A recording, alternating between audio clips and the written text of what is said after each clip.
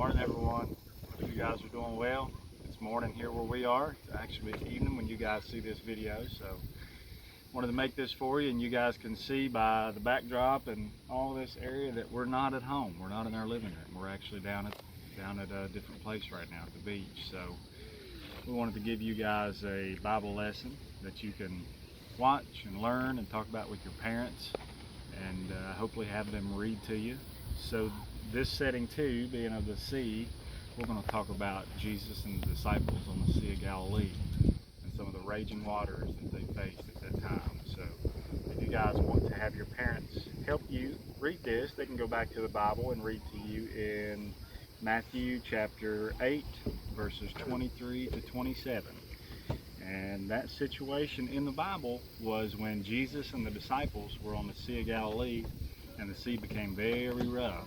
So without further delay, we'll go ahead and get to it and talk through it. So the disciples and Jesus were on a boat one night headed to the other side of the Sea of Galilee, and Jesus was very tired, so he laid down and went to sleep and took a nap. Suddenly the winds began to blow and a bunch of rough weather came into the area where they were, and the seas began to swell. But the disciples weren't too worried because a lot of them were fishermen. See, they'd been out on rough waters before and they know what they were like. So they kept going across the sea, and the winds got louder, and the seas got rougher, and the waves got bigger, and the disciples began to start to worry, because this was a bad storm. And even though the disciples knew all about boats and fishing, we know that they were knowledgeable and smart enough to know what was a rough storm and what wasn't. So when they became worried, we know that that was a rough storm. However, Jesus was still asleep in the boat. He was still sleeping, resting up in the front because he was tired. And then the wind got even louder, and we think now there was even thunder and lightning, and the waves got so big that they started coming over into the boat. So they started to try to sink the boat themselves. Now the disciples were very worried. They started bailing water out of the boat, and it was unlike a storm that any of them had ever seen before, but Jesus was still asleep in the front of the boat. So the disciples went to him because they became so afraid that they were going to drown, and they cried out, "Lord, save us." And Jesus woke up and said to them, "O you of little faith, why are you so afraid?"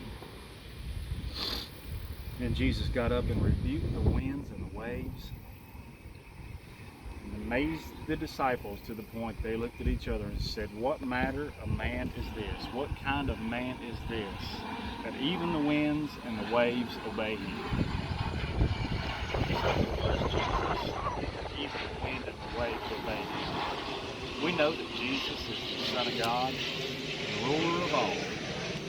We know that he can calm the seas and the storms in our lives just as he did for the disciples in the Sea of Galilee.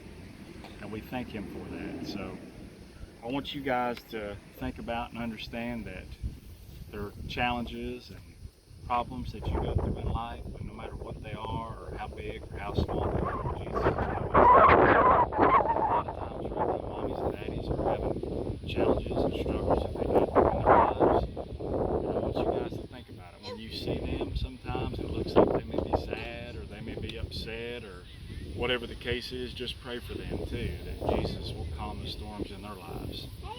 And he will, because we believe that he will. But you have to understand that you have to believe when you ask Jesus something that he's going to do what we ask him to do.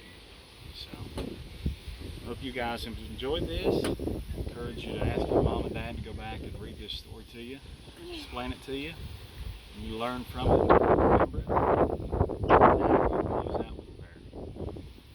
Lord, we thank you. We thank you for Jesus, Heavenly Father. We thank you for all the things that he does in our lives, Lord.